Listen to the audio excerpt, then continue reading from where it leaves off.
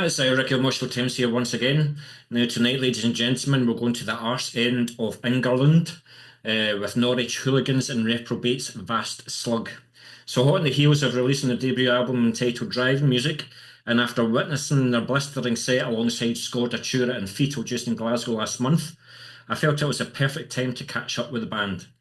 So tonight we've got vocalist Ed and we've got guitarist Callum. So unfortunately Phil and Kieran couldn't be with us tonight, but I don't know, they've only known about it for a fucking fortnight, but it gives us free rein to take the mickey out of them, doesn't it? So, but I do have to ask, how the devil are you? Yeah, all good, man. A little bit tired, but all good. Yeah, well, you've had wee sprogs entered into your life, so you've had a couple of Yeah, additions that you now know exactly what responsibility is for the rest of your life. Um, yeah. Can I? Is it too late to cancel it? No, all is good. All is good. But it's good to see that you arrived home safe and sound after such a killer gig up here in Glasgow. But what are your memories of the Glasgow gig and the UK tour as a whole? Because I imagine things would be quite hazy touring with the Scorda boys and especially the Fetal boys. So what are your memories of Hazy, the gig in the UK tour?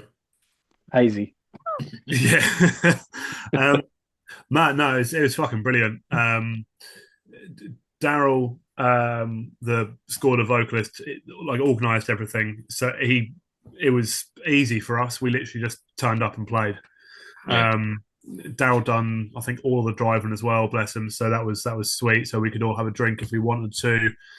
That Um, guy's a proper soldier. Remember yeah, that? yeah, and done some like really long drives as well. Yeah. But there was some absolutely killer shows on that tour, um, and I think ending on a high in Glasgow as well was incredible. Yeah. I know Feet will just always have a good time up here. They like to party when they're up here, and they always stay with the Scordatura boys or the Brain Bath boys, you know. Yeah, So, yeah, they're always good for a laugh. But I take it the only disadvantage of you guys was the drive home. yeah. That was long. That was a Yeah, long drive home, wasn't it? To Yeah. be yeah, fair, what the show we played was it Nottingham and then the drive overnight to Glasgow? That was yeah. Yeah, we after we played Nottingham because we had the next day off Right. because there was a cancelled show. Um, that night after we'd played, Daryl just like he said, I'm just going to drive us home so we he could just drove relax for the night, the didn't next he? day." Yeah. We got home. I think it was like 4 or 5 in the morning. Back to Glasgow, and then just obviously slept for a few hours, and then yeah, just sort of chilled out for the day. I'm glad we done it because we got to relax for well near enough 2 days in a row. Yeah. Yeah. Um, but that was a fucking long old slog. I think, I mean, to be fair, I think we helped keep Daryl awake because we were all drinking in the back of the van, and just chatting shit and laughing and being loud. So I think that kind of helped keep him awake and alert. And I So suppose you had perfect driving music for all those journeys, didn't you? exactly, Yeah. yeah. As Yeah. long as the journeys were no more than half an hour, you've got a perfect album to listen to there. Yeah, Yeah, but he's an absolute saint because obviously he does the vocals for Scorda and he also does the Yeah. vocals for Party Cannon. And I didn't know he done this side of things as well. He got in touch with me a few weeks ago to get you guys interviewed, so he's an absolute well, tight. yeah. I mean, it was we were chatting amongst ourselves, um, and I think it was Kieran said, "Should we ask Daryl to um, not necessarily like be a manager, but like a like booking manager, booking agent kind of thing?" Yeah, And I was like, "Well, yeah, I'll drop him a message." And I messaged him, and he was like, "I don't know what to say. I've never done it before." And then we had a chat, and he's like, "Can't promise anything, but I'll give it a go." We just kind of needed sort of contacts, really. yeah. And then within like a day or two, it got this, meeting interview with yourselves all booked in. He put me in touch with some other people to like, hopefully, potentially review the album and stuff like that. Yeah. So, man, the guy's already fucking worked harder than we expected within like two Yeah. days. So it's fucking brilliant. Well, if you wanted contacts, I presume he's got several of them. So hopefully he'll put it good use for you guys. But for Yeah, yeah, yeah. for also for me for the set that you had, um, you're probably sick of hearing this because you've probably been told this before. You had a 30-minute set, so you probably played the whole 30-song debut album in the set. But then it was like, what the hell happened? I mean, all I remember, you'd play a couple of riffs and that would be the song ending, and all I remember most from the gig is you going, cheers. You know? Yeah, that's it. Yeah, that is most people's takeaway from our shows is Venga Boys was fun and unexpected. Cheers. We've done a few shows where I've sort of said, drink along with Vast Slug. Every time I say cheers, you have a drink, and people have just been wasted by the end of the set. It's been hilarious. Nobody would be left for the other bands then if you had a drink when you said cheers. So we look good because of that, because there's no other standing to watch anyone else. So how did things go in terms of like merch? Did you manage to get a few sales as well and a few shirts sold through the whole tour? Yeah, we done really well on merch sales, which I'm really grateful for because I put quite a bit of my own money into a lot of the merch ahead of tour. Yeah. And then on the lead up to it, I was like, oh fuck, have I overdone it? Have I got too much? Like we had two like Sports Direct, like body bag sized duffel bags full, and we had like another little holdall as well, and they were all like bursting at the seams, packed with fucking t-shirts, long sleeve t-shirts, hats, caps, beanies. Two body bags. What did you do with the bodies if you put the shirts in? Well, I can't really go into detail because I don't want to sort of drop myself in it. But and thankfully we came back with I think just one duffel bag, so we sold that much, which was really handy because it would have been a very uncomfortable drive back if we didn't sell any merch. Yeah, especially from where you're from, it would cost you a fortune in fuel no matter where you go. So the fact that you made it in merch is a plus.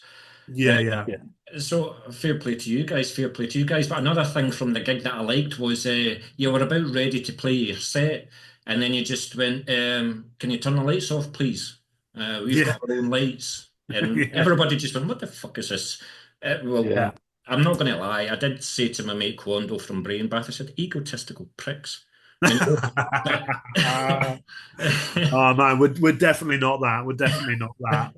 It definitely worked though. Really liked it. So cheers, fair play to you. Because in this day and age, you have to stand out. You don't make money from album sales anymore, so you have to tour. You have to do the long slogs. You have and sell your merch. That's the only way there's getting money back into the band. And one way of doing that is doing something different on stage. And that's what you've done with the lights. So fair play to the guy who fucking programmed it all to be in that was Phil. When you guys were talking about this light idea, I was just like, whatever. That's not going to work. But really, I didn't know that. This is the first time. I was just thinking, venues have lights. Why do we need them? But it's a great idea, Yeah. I think it worked really well. And he made a little box to carry it around with as well, didn't he? That little ego riser that I fucking hate that I called that, but that little box that I stand on, just holds all the lights, so makes everything easier for like carrying shit and setting it up. And he's already looking and thinking of ways that we can improve it and like get a faster setup as well. Because that, we don't have a drummer, so that's not normally the thing that obviously takes the longest to set up is drums. So now the thing that takes the longest is the fucking lights. Yeah. I do have to ask you. You bring the point up about the drum machine. Did you ever drummer? Were you wanting a drum and it just never worked out, and thought we'll see how it works with a drum machine, and it just worked? It just kind of worked. Like the project was with the drum machine, didn't we? Yeah. I mean, to be honest, I never envisioned playing live. I messaged Callum. I was like, do you want to do like some grindcore stuff? Because at the time I was in a new band, and I was like, I want to do something on the other end of the scale. Instead of being like really slow and like sludgy and heavy, I want to be like fast and chaotic. Do you want to do it? And thankfully Callum was like, yeah, man, well up for that. And he wrote some songs, sent them over to me. I went round to his one evening and recorded some lyrics and some vocals, and kind of just I mean, I don't know about you, Callum, but I kind of envisioned just record some shit, put it up online. If people like it, brilliant. Yeah, exactly. Yeah. I never saw it going live. I'm glad it did though. Yeah, Definitely. yeah. I think we got asked to open. I think it was a band pulled out, and we got asked to open a gig, and we kind of scratched our heads and were like, "How the fuck do we do this?" Like, Yeah, we did. yeah. Yeah. But it worked at the time. We didn't have a laptop, so we put the drums on a loop pedal and just had it like kind of playing on that. Yeah. And yeah, it's just adapted and evolved from there. We sacked our old drummer, got a laptop. Well, to be Yeah, fair, I still felt sorry for the drum machine with the snare, like having to hit the snare that fast. It was an absolute sin. You probably ruined the battery of the poor thing. So, um, no, but sometimes it works. I mean, we all know like Putrid Pile, for example, just the one man band and the drum machine behind them. It works. It just yeah, depends on the sound that you get. And for me, though, the sound of the drums worked. So, shame about the cheers, man. vocals, but the sound of the drums worked. Mate, I know, awful, fucking terrible. But obviously, we're here to talk about a couple of things. So, last month you released your debut album, Driving Music. Yeah. So, is it the title to drive people crazy, or is it to actually play when you're driving a car? And just focusing on that title for a second, did you have like 4 or 5 titles up on the board, and then somebody just said, "You know what, this will be great driving music," and you just went, "That's it." Well, how did you get the title? To be honest, it all came about. It's much worse than that. It is worse than that. It was. I had like an idea for an album or EP. I think it was an EP idea at the time. Call it driving music, and have the most undrivable music ever. Like it sound, you get so many like death metal bands, grindcore bands, and the album titles are like horrific, and there's normally really long, kind of like. Excuse me, what's your first song called again? Thank you. Yeah, okay, yeah, fair. The first song of the album. I don't know if I can fucking remember. Oh yeah, take a deep breath and hold it for the duration of this album. It will be more enjoyable than listening to it. Yes.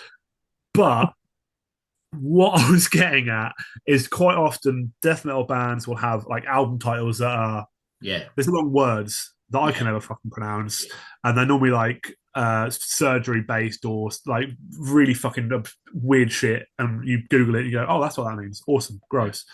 And I like the idea of having driving music. Oh, cool, yeah. And it was an idea until the artwork that I had originally proposed for it got banned, got removed from Instagram. And as soon as it was removed, I was like, I want to make this happen now. Right. And the artwork was for anyone interested. If they Google Porsche Girl. Well, I'm going to ask about that. You see, I feel as if I've given you my question bloody sheet already because you're asking questions that are further on. But do you know something? I'll forgive you because, as you can see, I do a radio station behind me, and your song titles are perfect. It's like you said some surgical stuff, and I'm like, just listen to it. Just Google it. I go and I play the song. Yeah. I'll let you off for that. I'll let you off for that. But yeah, how did it feel to finally get new music out there for the masses to hear and let everyone know what Vast Slug is all about after the blood, sweat, and tears that you put into it? Because usually you're like prolific songwriters, but I think there was a wee bit of a gap. I don't know whether it was like 18 months or almost 2 years or something like that. Yeah, it felt. Personally, I feel like it felt too long. I think the previous release to the album was the Venga Boys cover. That's right. And that was a long time ago. Yeah. So what do you think, Callum, made it that long, 18 months to 2 years? Was it just solely concentrating on the songwriting, or did things happen? Things were put back or something? Like you couldn't get the studio for 3 months or something? There was a lot of time taken up with the actual recording process. Yeah. But usually I'm always writing and recording things just, as and when. I just keep to it every week, record something, and I have a lot of scratch tracks, as probably they'll all tell you. Yeah. a crazy amount. But when it came to actually recording everything from these scratch tracks and actually recording it properly, we all had different drum programming software. We all had different recording software. We all had different drum maps, and that caused, I don't know, 6 months worth of work, I'd say. Just trying to.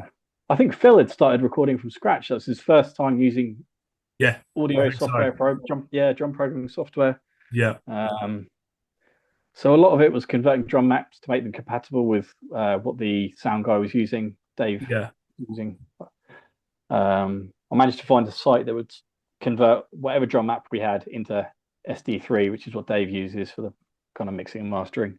Yeah. But yeah, I'd say a good portion of it was actually the recording process. A lot of it was written. We had so much stuff written, honestly. Yeah. Well, something tells me from your answer there that you are prolific songwriters. The album only came out last month, but you've probably got 1 or 2 songs already. Because to be fair, you've got 1 second song, which you can do anything for. So I'd imagine, I don't see you being like a doom metal band in the near future or anything like that. Nah, definitely not. It's gonna be more of the same. Same shit, just with different artwork. Packaging, yeah, different packaging. Same shit, just rehashed over and over again.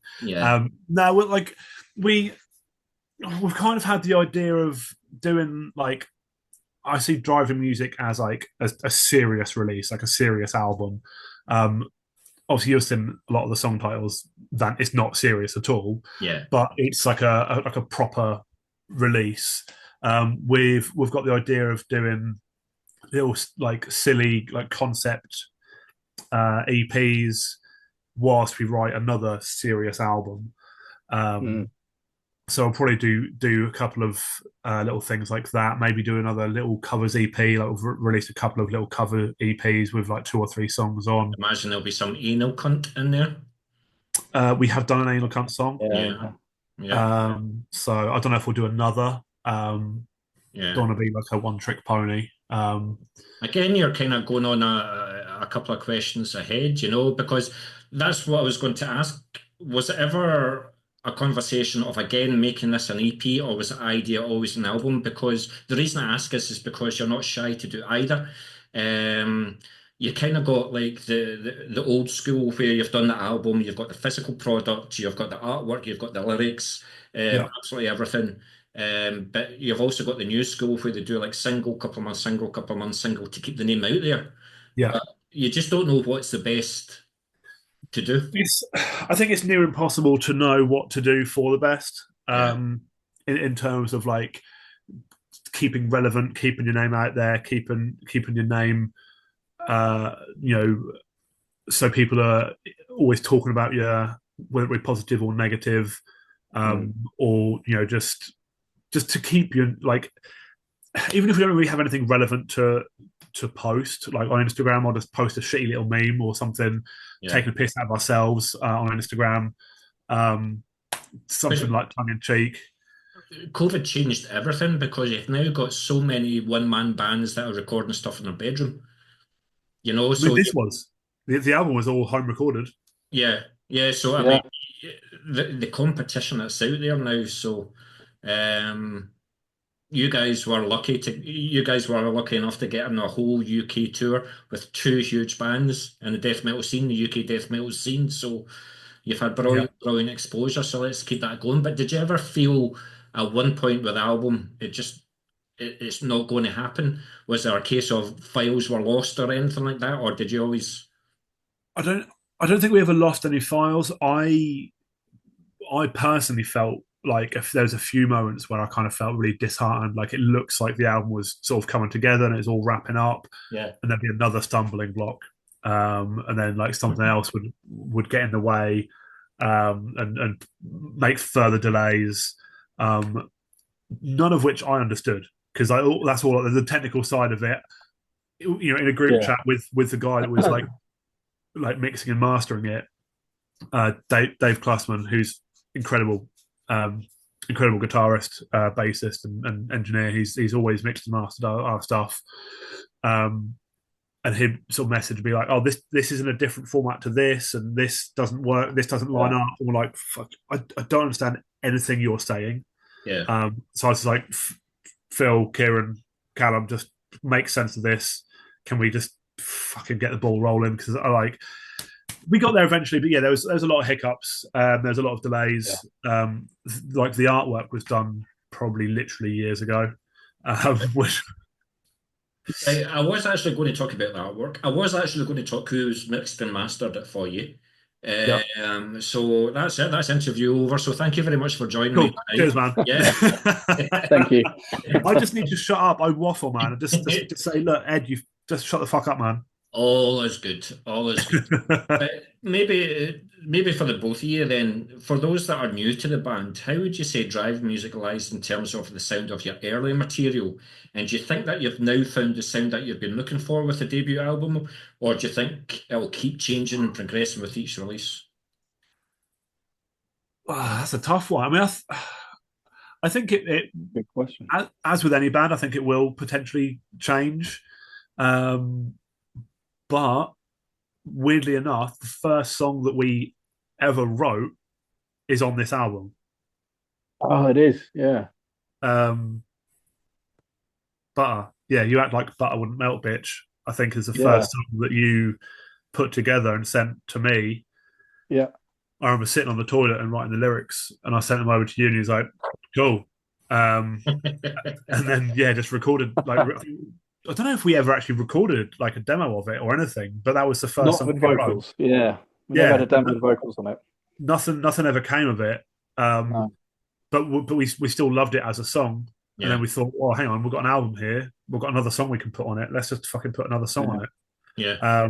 So in a way, that very first song has kind of stood the test of time for us. We're not sick of it, and it's still like our sound. It's still kind of relevant to what we sound like now. Yeah. No, fair comment. What about yourself, Callum? Do you feel like your guitar, you playing the guitar, has changed from when you played it at the beginning to what you've done on the album? It's the same. I Have still you play the allowed same. other influences come in? Like during COVID and stuff, all you could do was listen to music. Have you allowed them to come into Vast Slug or something? I've always listened to the same stuff. I mean, I really like the old Len Shay albums, Man-Made Predator, stuff like that. I really like Anal Cunt, all those stuff. So it's like a bit of grind mixed with some groove. I like Cock and Ball Torture, that porn grind band from Germany.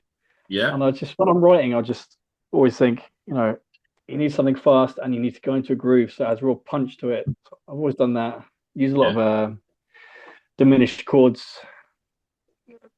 It's usually that kind of formula that I use, to be honest. Yeah. Yeah. Do you ever see yourself writing a 2-minute song? No. I don't think you've got past 120. That's too much hard work. Yeah. Too much hard work. 90 seconds. If one of the guys comes to practice or sends over an idea and it's like more than 90 seconds, I'm like, mate, can we just sort of cut that in half? That's really long. But that's two songs. Yeah. Exactly. Why waste 2 songs? Yeah. Like I think 90 seconds. Well, we've got a few tracks which are like a minute and a half. I do like them. Like I think Mega Karen is a minute and a half. Unidentified Flying Geezer that's probably about a minute and a half. Yeah. And it does kind of allow you to get into the song a bit more. But anything more than that, my attention span is fucking terrible. I'm just like, I'm done. No, I can't be asked. Skip next. I mean, I'll be brutally honest. I'm an old school death metal fan. I love blast beats. But sometimes if you give me an album for 30 minutes and solid blast beats, I'm like, no. Or I have to be in the mood for it, Whereas, like you say, Callum, there has to be groove in it. If there's groove and blast beats in it, I'm your man. So that's what I enjoyed from your set. I know it was a wall of noise. But yeah, still got my foot tapping on the dance floor. Got my foot tapping sorted. Good. Nice. No, a bit more than that. But yeah, so when you were recording the album then, with Driving Music, was it a simple process of recording the album, or was it part of a song that you had to do over and over again before you're happy with it? Because normally when I ask bands this, was there a guitar solo that you're not happy with, and you had to do it over and over again? But that's not going to be a problem with this band. No Yeah. guitar. Oh, there's one song, not on this album. There is one song that has guitar solos, and we got someone else to do it. Which like it was planned. It was a strategic move. My old band, The Boy Will Drown, we got our guitarist to have like featuring kind of thing. Like people obviously have bands now like guest vocalists. Yeah. I thought that'd be quite cool to have a guest guitarist. Yeah. So that's what we've done. But no. Generally speaking, there's no guitar solos in that stuff, and there probably, to be honest, never will be. So see the album that's out, is that like the first original version, or is that like the second? Did you have to re-record the album or anything like that before you were happy with the sound? Was the actual recording quite an easy process? That is the first version of it, I believe. It is. There's a lot of multiple guitar tracking and things like that. Yeah. A lot of different takes. I think we did 4 tracks for each guitar, isn't it? I think so. Yeah, just to try and make it like really thick. Yeah. Obviously, with all those different songs, you get one bit wrong, and there's 4 tracks for each song. There's bound to be a few parts that you need to do again. Yeah. Are you your own worst critic? Like, are you quite, Callum? Are you quite? I haven't nailed this, or I have to do this again. With this band, not so much. I'm a lot more relaxed. Honestly. Nah, fuck it, that'll do. Yeah. And it's quite freeing. I enjoy it. Being less self-critical with this.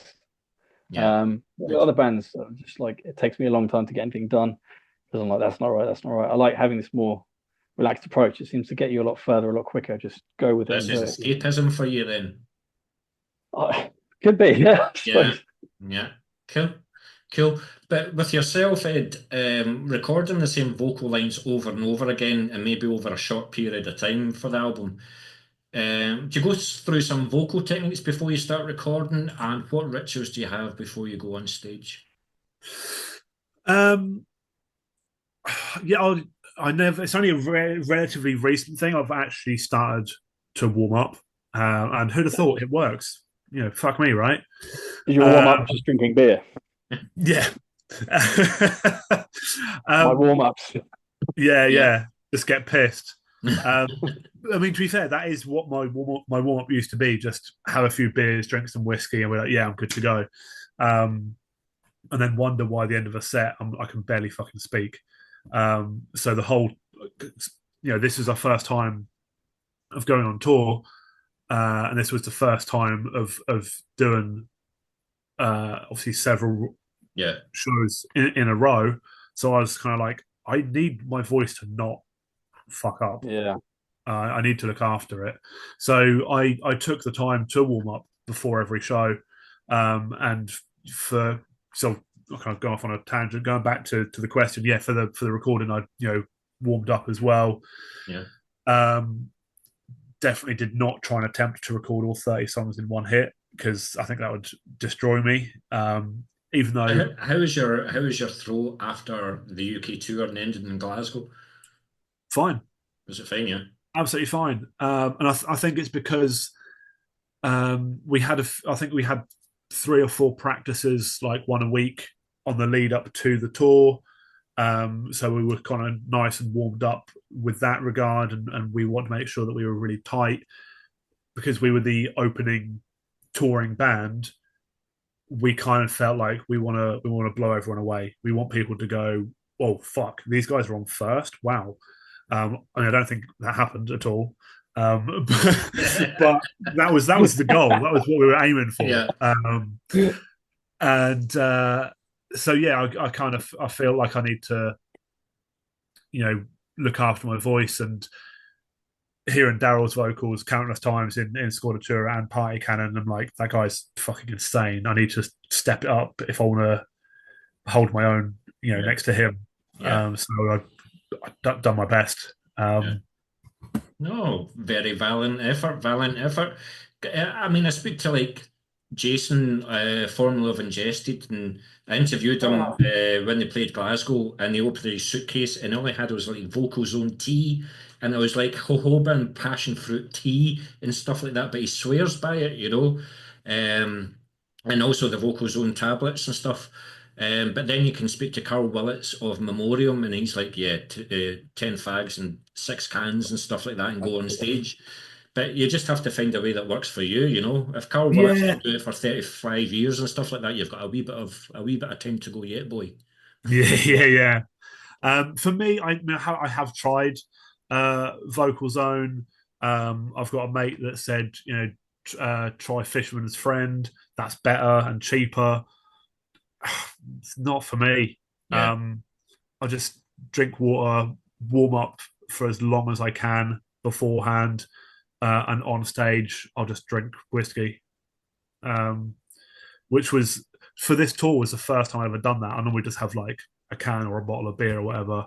Yeah. Um, I saw a band called the Dead South, like a sort of bluegrass band, in Norwich, probably a week or so before we went on tour.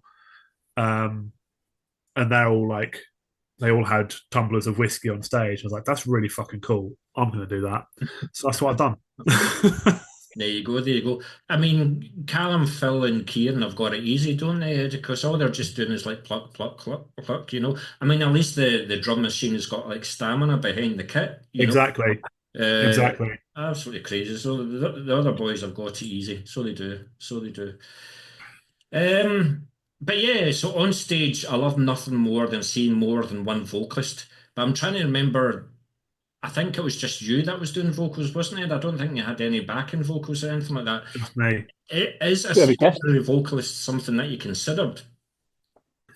Well, Callum's a vocalist in his other band, and he's Yeah. a better vocalist than me. Callum, what's the point of it then? Just become a three-piece and take a third of a cut of everything rather than a quarter. Yeah. I'll leave now. It's fine. I think Ed's just being kind there. Yeah, so but yeah, so like it's like I say, it just for me, one of the best things that I'd ever saw on stage was like Nile when they were singing like Black Seeds of Vengeance, and all three of them were vocalists. Yeah. Wow. Yeah. And you're looking bands just now like Cremulation and Jaundice up here in Scotland, who are another band I would look out for, like teenagers, and they play autopsy inspired death metal. But the drummers Nice. are vocalists as well. I know that your drum machine can't be a vocalist, but I don't know whether I don't know if you're saying Callum's a better vocalist than you, then get him on the next fucking release. Well, that's something that we've kind of spoke about before. And when we first started Vast Slug, I kind of said to Callum that I'd want to do back in vocals. Um, Can't play guitar and sing though. yeah, Problem. Too Ah, hard. okay. that's fair. And I think, I said don't want to speak on your behalf, but I think you like the fact that it's your vocals in Thy Flesh Consumed, completely separate project. Guitar for Vast Slug. I do. Yeah. It's a Kind of nice having thing. that. Yeah. It is. Yeah. Definitely. It's a completely Can you different play approach. guitar, Ed? Nah.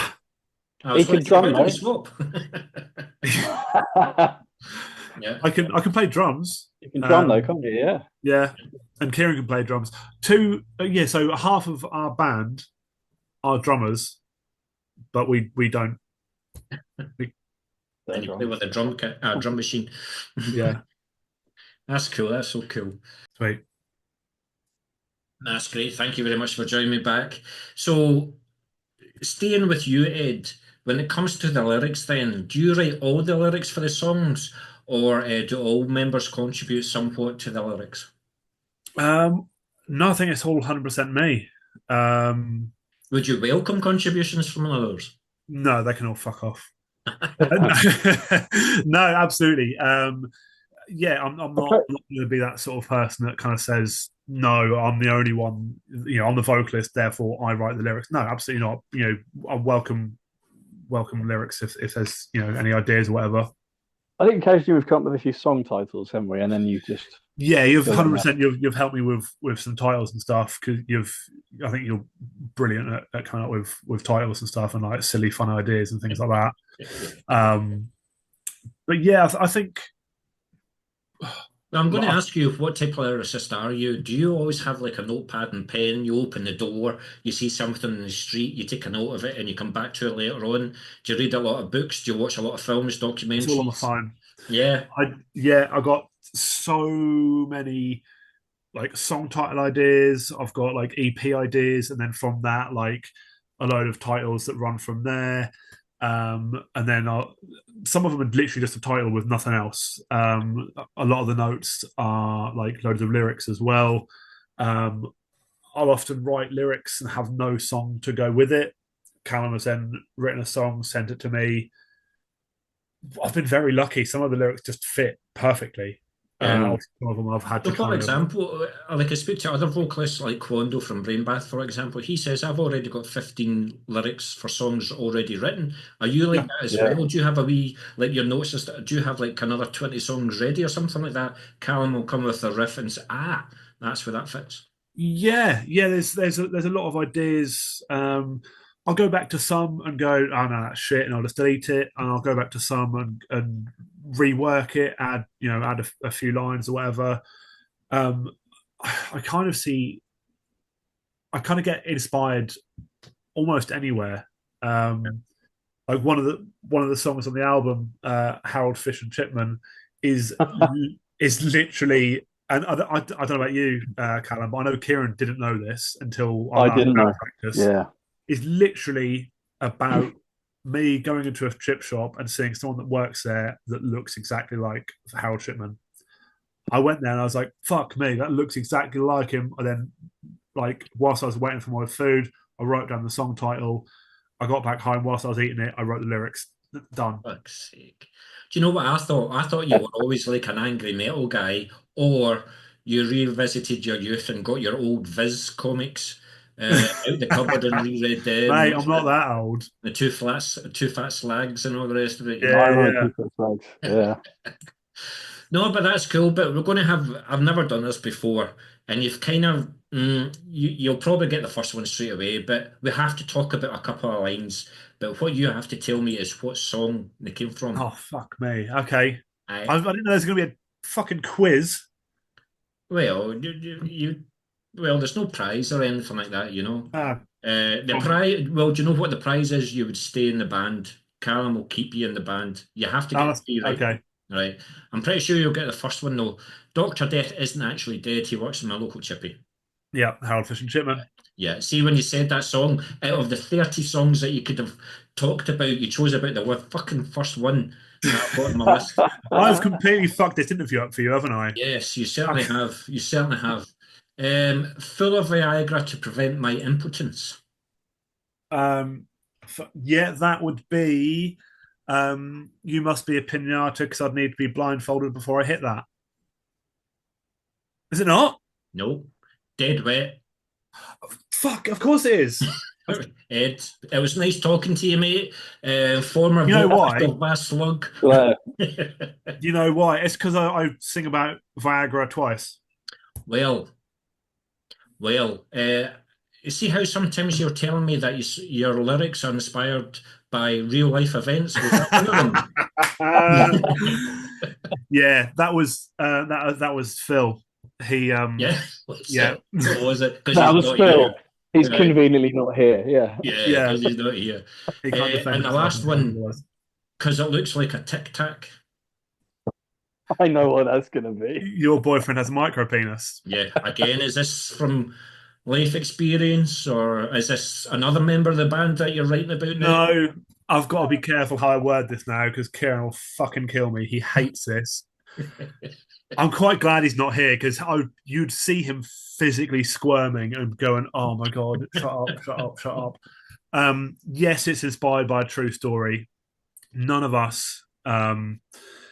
It's one of my best mates dated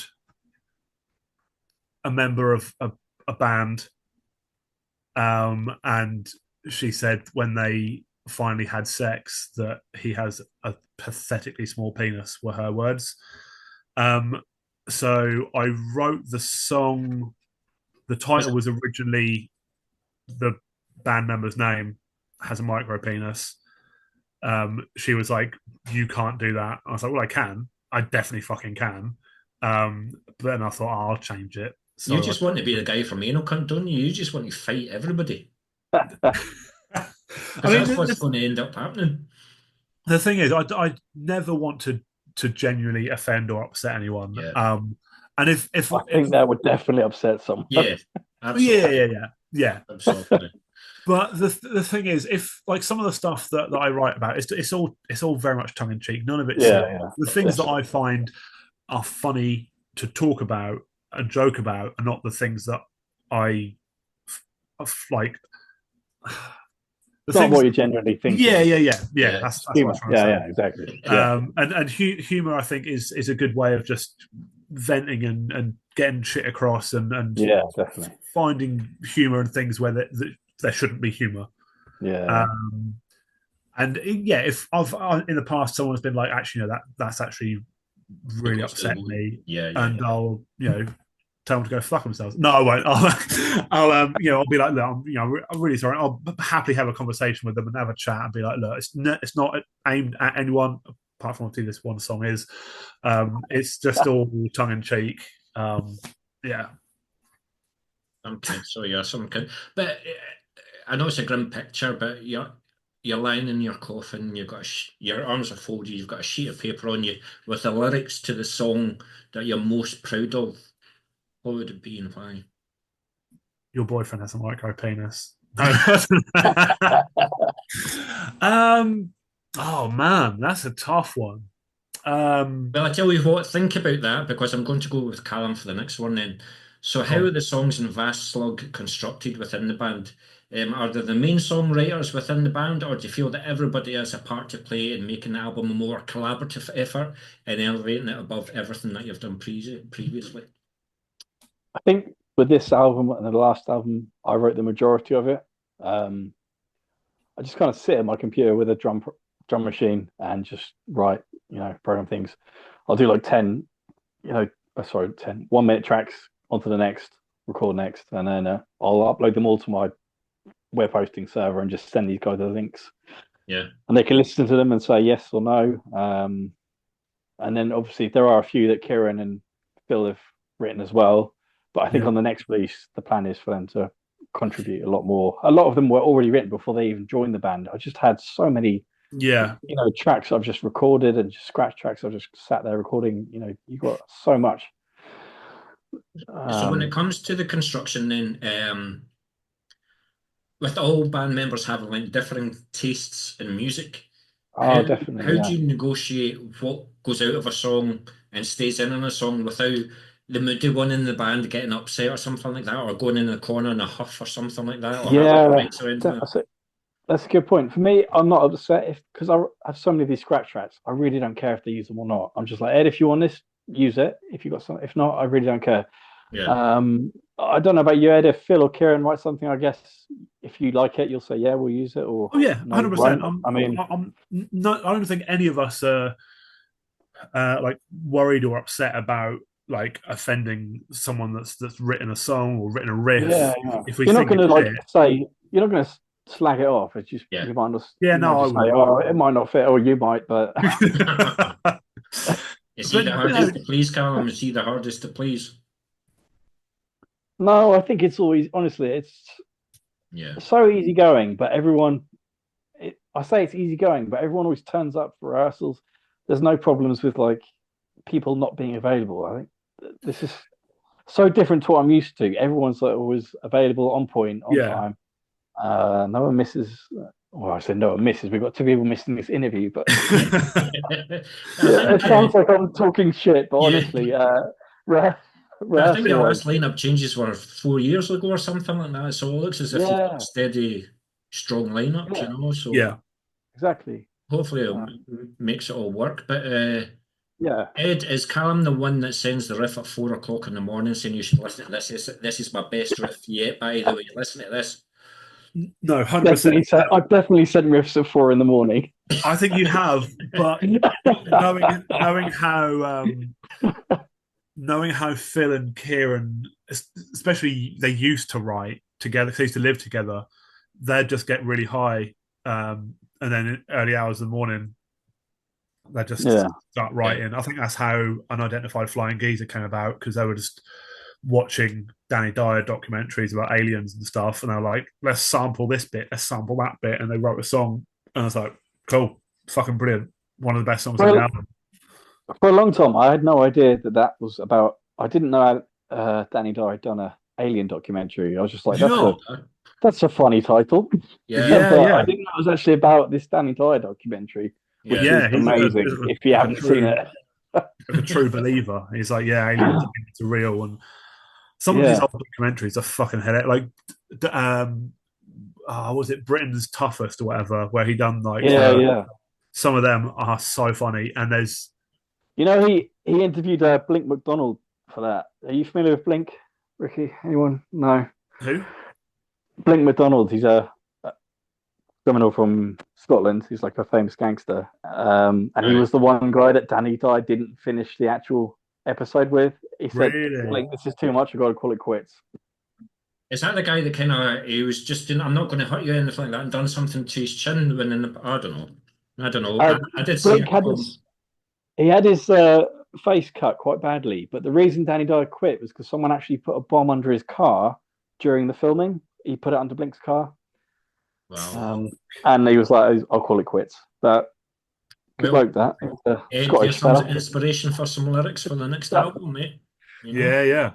But listen, guys, it's been an absolute pleasure talking to you. I only have like 7 questions left. 4 questions left. Maybe 5. But you released the album Driving Music independently.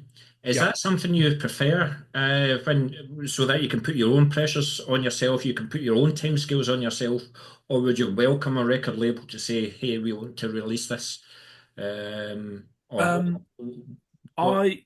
I personally like the freedom of DIY.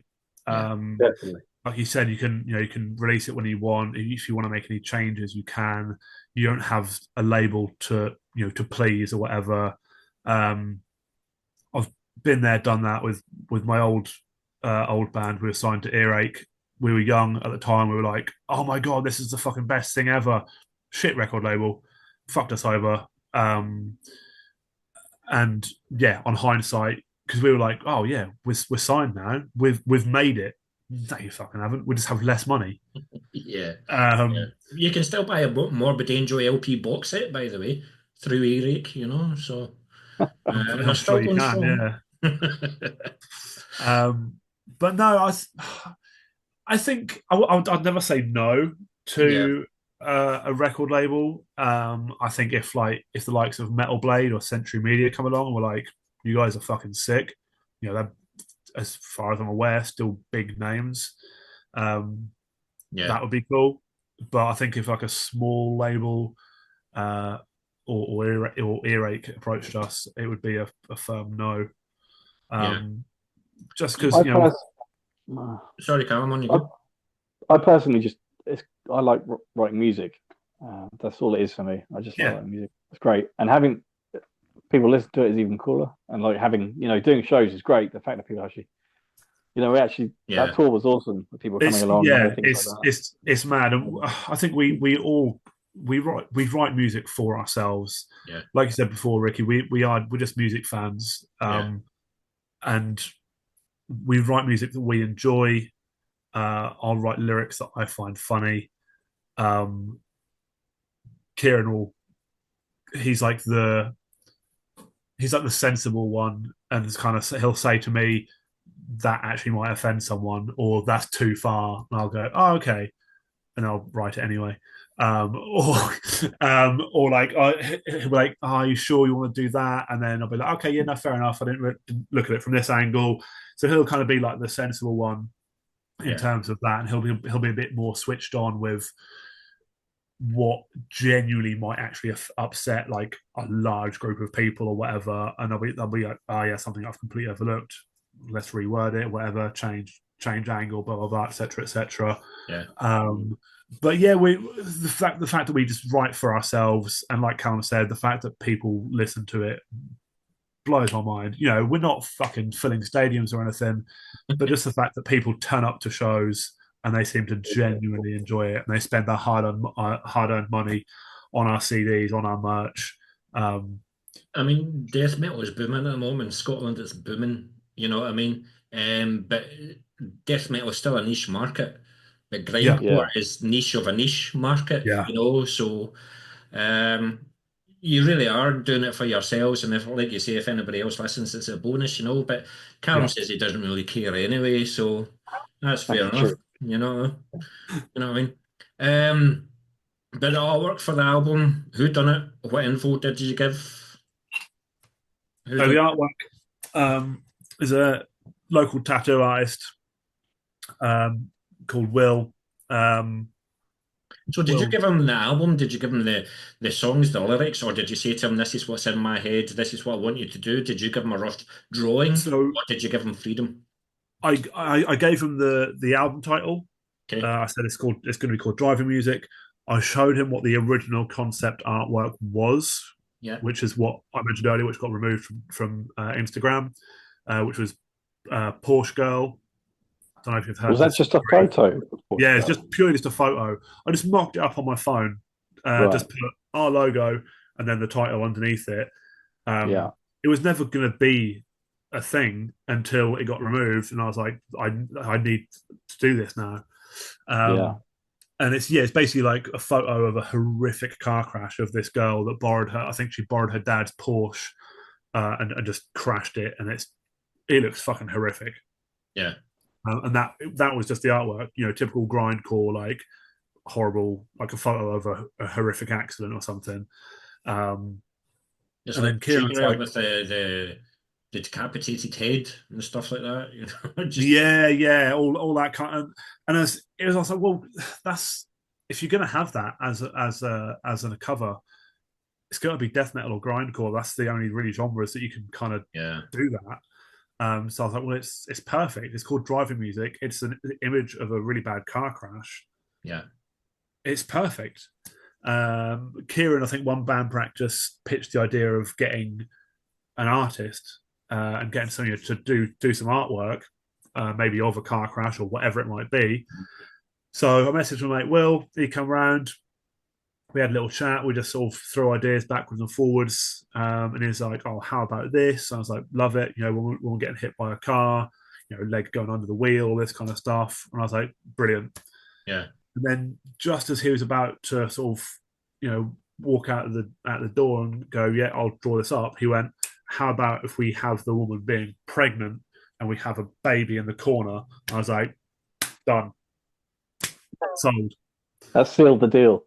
That's like the idea was good, and then like it was getting better, and I was like, "This is brilliant." And then he threw that in there, and I was like, "Oh my fucking god, yes, incredible!" Take my money. Yeah. Wow. Moving swiftly on. But it's the same up here in Scotland. We do it with the DIY or die attitude, you know. So they do the exact same here. They go to local artists, you know. For the first time in decades, Scotland has now got its own pressing plant for vinyl, you know. Nice. So we try and keep it in house, you know. That's cool. Because as you know, everything cost wise is going up and up and up. Yeah. So it's harder for a band to keep going. But continuing with the visual side of the album, then you guys are not shy when it comes to music videos. So the video for Unidentified Flying Geezer, Yeah.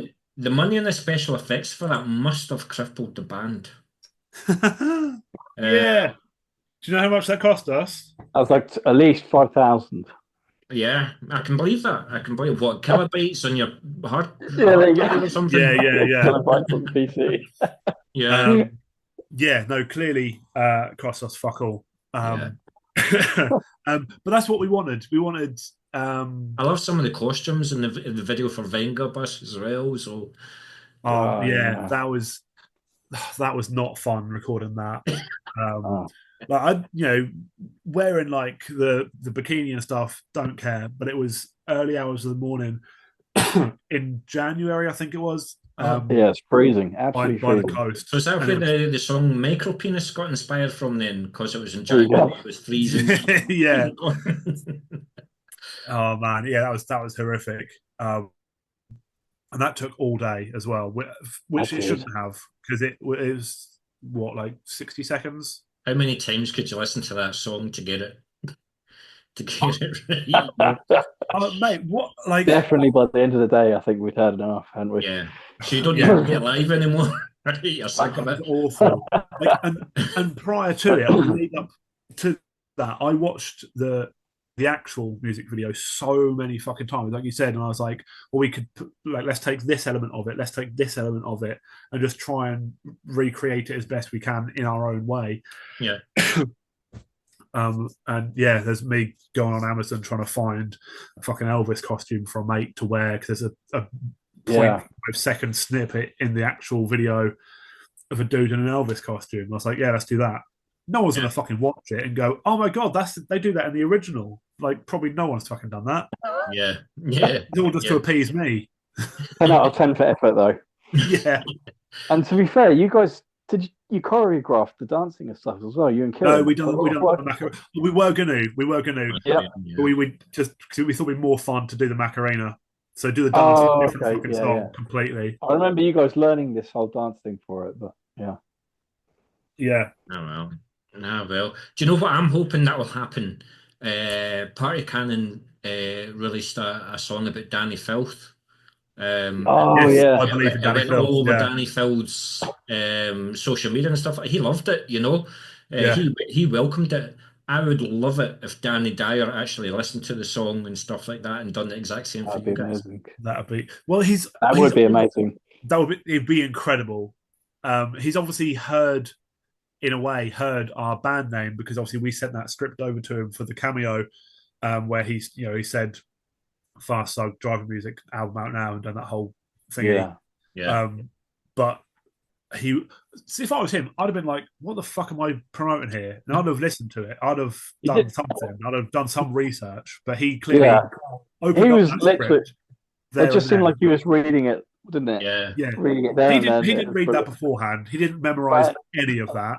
I loved it. It's brilliant. Yeah, brilliant. It's brilliant. Yeah. Good stuff. Good stuff. But listen, honestly, I've only got a couple of last questions. In fact, before I go, have you got your song yet that you're taking to your grave that you're most proud of? Oh fuck no! I was even looking at our album and to try and think. I think it's got to bring to the band, Callum. What does he bring to the band? You know what I mean? It's constant letdowns. I'd think Chris Benoit's Family Values, I think, has got to be up there. Yeah.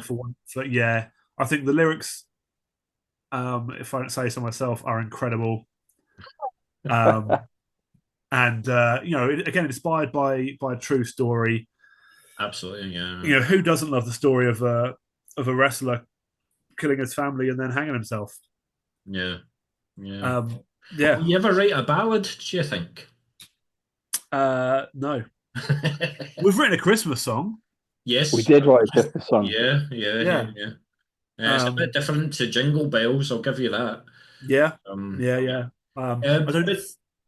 Talking about the songs, you've got your 30-minute set.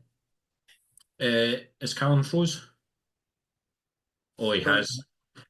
Hold on. Yeah. So you've got a 30-minute set. What's the one song of the set list that you're looking forward to playing the most, and why? So knowing your set list, it could be the 25th song in, but what's the one song of the set list that you're looking forward to playing the most, and why? So start off with you, Ed. The last one, because it means we're nearly done. Yeah. No. I always really enjoy Chris Benoit's Family Values, just because, given that title out loud, it always gets a laugh. Sometimes it gets a few ooh kind of reaction, and I love that. Mega Karen, probably one of our weakest song titles, but as songs go, it's brilliant. Gets people going, doesn't it? Yeah. Yeah, it's fast. They're all fucking fast, but like, it's kind of got like circle pit kind of vibes. And weirdly, it's got like it goes back to a riff. So you could say technically it's got a chorus to it, which I don't think any of our other songs do. It's got like a riff that repeats a couple of times. Yeah. Cool. Yeah, I'd probably say those two. Cool. Thanks, Ed. What about yourself, Callum? What songs you looking forward to playing? For me, it's definitely It's Not Me, It's You. That's what I play live the most. Why? I just love that song. Like honestly, I think it's one of the earlier ones we wrote, but It is, yeah. to play it live, it's really good fun to play live. I like the Yeah. title as well. It's Not Me, It's You. So what do you do? Like, again, when I ask a normal band and they've got like 8 to 10 songs, A usually normal band. you know what I mean. You guys are definitely abnormal. Yeah, I'll take that. Pregnant women in a car crash and stuff like that. Oh yeah, that's But fair. usually, each band member gets a choice of a song, and then they kind of do the remaining 5 songs or something like that, the kind of greatest hits type thing. So how does it work with you guys then? Because you would have to choose like 6 songs each. Um, how do you guys construct a set list? Because having a 30-song album and your back catalogue with countless EPs and singles and stuff like that, how do you Personally, I just leave it to Ed. Yeah. You know? Yeah, I mean, He really doesn't care, Ed, does he? He really doesn't. I mean, to be honest, it's so nice to have like Callum in the band because he is so like laid back and relaxed. Isn't it better having someone that isn't constantly like, and you should change this, you should change that. Yeah. Like you don't. I don't think you fight us on anything. Like if we're like, yeah, we'll do this, you kind of go, yeah, all right. But do you ever think that they'll fuck you up, Callum, and just play a song that was done in the first demo or something like that? You look in the sheet, fuck! How did I play Put it that? past them. Yeah, I wouldn't put it past them. No, to be it's normally I'll put the set list together. I'll put it in the group chat, and then it'll either get the thumbs up or I'll go that section should go there, or Yeah. this is a good section. That's too good to go last, and we'll sort of chop it and change it about between us. But I'll kind of lay the foundations. We'll sort of chop it and change it from there. Yeah. Listen, guys, it's been an absolute pleasure talking to you, but I'll probably be starting another 40-minute segment because we're now going to talk about the instruments that you used for the recording of the album. So it's a shame the other guys aren't here. They can find out who the geek of the band is, who's the guy that has the 30 pedals and the pedal board, because I guess, Callum, you just get your cable and plug it in the machine and play. Yeah, you're completely right. Yeah. So he what's doesn't your even untangle his lead. It's like a bird's nest with a lead coming out. It's like it does my head in. Like my OCD is going fucking mad looking at that. A lot of people have commented on that. Yeah. So what's your guitar? What's your make model? Your pedals? Your amps? What's your setup, mate? So I recently switched to. I used to use a 7-string. It was a Schecter, but the guitar, the neck on that thing was like a baseball bat, like a cricket bat. It was real thick. Yeah. It just got too much for my hands. So I've changed to a baritone 6-string with really heavy heavy gauge strings. It's an Ibanez. What was it? Iron something or other. I changed to that, and then I got a Kemper guitar head as well. Yeah. Previously, I didn't have a guitar head, and Ed would just tell people that. What did you used to say to get us the guitar head? I just say it's broken or it's being repaired or just make stuff up that basically can we borrow your guitar head because that was the gist of it, wasn't it? Yeah. I didn't want to say that our guitarist doesn't have a fucking guitar head. So it's just beg, borrow, and and to be like, his is playing up at the minute. Can I borrow yours? And everyone, because at the time it was just local gigs. Everyone was so nice. It was like, of course, man. Yeah, you can borrow. Do you need anything else? Yeah, can we borrow a guitar? What I don't get is it's a 7-string guitar. When you said 7-string, I was thinking prog. When they start singing about castles and knights and shining armor and swords and stuff. That's the next album. Yeah, that's the next album. Right. Well, I used to think if I had a 7-string, I could use these heavier gauge strings, but then I learned about these baritone guitars with a thinner neck, and you can use heavier gauge strings. What do you use if you break a string live on stage? Do you have a wee backup guitar with you? I will bring that. Usually, I'll just take the 7 string and have it tuned up, ready to go, just in case. Um, but now I've switched to that baritone. I don't want to look back. I don't want to go back to 7 strings. Honestly. And then finally, I got invested in a Kemper, which I think Phil switched over from having about 100 guitar pedals. He then just bought this single head, which was a Kemper. And I was thinking, that sounds awesome. And it'd be good if I got one as well, because then we could have some consistency with the guitar sound instead of him just having this amazing guitar head. And I'll just have whatever we can find. Yeah. A stag. Yeah. Just whatever we can get on the day. So, yeah, eventually I invested in a Kemper. So that's my setup. I think the guitar tones, Phil actually made himself, I believe. I think so, yeah. Yeah. No, good. So we've got Kempers with tones that Phil's made on them. I don't know what Phil's guitar is. It's like a custom or something, isn't it? I think you paid. I don't know. It's real nice looking. It's really fucking nice. He did have a without a headstock, which I think looked fucking ridiculous. Yeah. You used to have a guitar with no headstock on it. It was just not for me. I'll see if I can quickly find it. I did. No, don't know. No, it's all cool. Do you know what? They had their opportunity, but it's their loss. It's their loss. Right. That's great. Thanks for that, Callum. Now, Ed, I've got a funny feeling I already know what this answer is, but when it comes to musical instruments for the band, with you in the microphone, with you being the vocalist then and the microphones, do you do your research and you've tried a few different microphones to find the sound that you're looking for, or are you give me an SM58 and I'll fucking sing into it? I bought as soon as I decided I want to do vocals, I bought my own 58 because fuck breathing in everyone else's spit and diseases and gross. So yeah, I just bought my own mic. But yeah, SM58, nothing fancy. I know it does the fucking job. What did you use recording? The same SM58. Yeah. Yeah, okay. It's great though. It works for recording it so well. It sounds good live and recording. Like it does. It's a good. Brilliant. I know you can get mics which are better for recording. I know you can. When we stayed around Daryl's, he was showing us what he's got, what he records with. I was like, that is fucking nice. To be fair, I couldn't tell you what it is. I've forgotten, but I was like, yeah, that's really fucking cool. And he's, for on stage, he's got his wireless.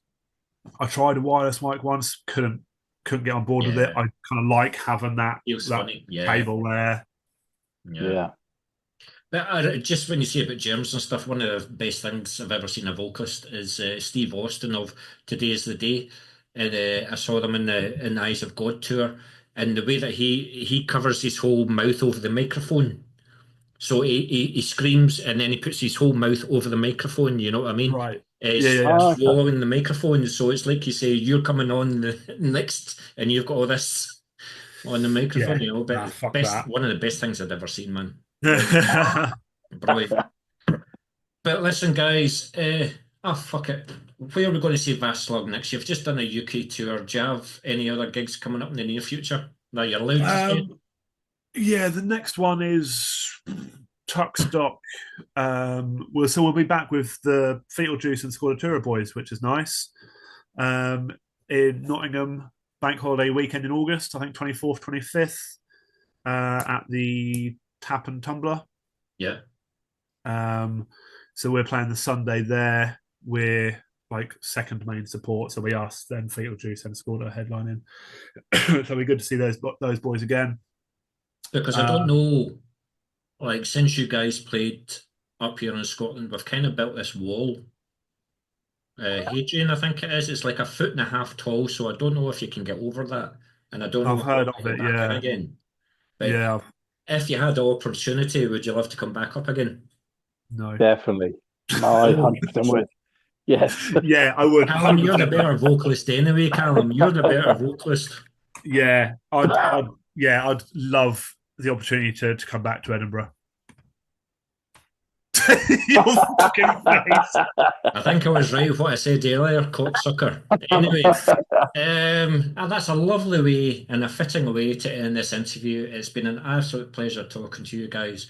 Whenever you Cheers. guys have got your next album coming up or EP or anything like that, let me know. We'll talk again. Yeah, And love that. we'll do everything that we can for Vast Slug because you're a good fun time band, and that's what you are. You're fun. If you're going to have decapitate everybody and tell everybody they've got micro penises and stuff like that, I don't know whether I would interview you. I might have some want to touch you, but you guys are good fun. I've thoroughly enjoyed this interview, and I wish you guys all the best. And Thank you, man. thank you, Thanks man. for having us on. It means a lot. And likewise. Yeah, Cheers, thanks man. for having us.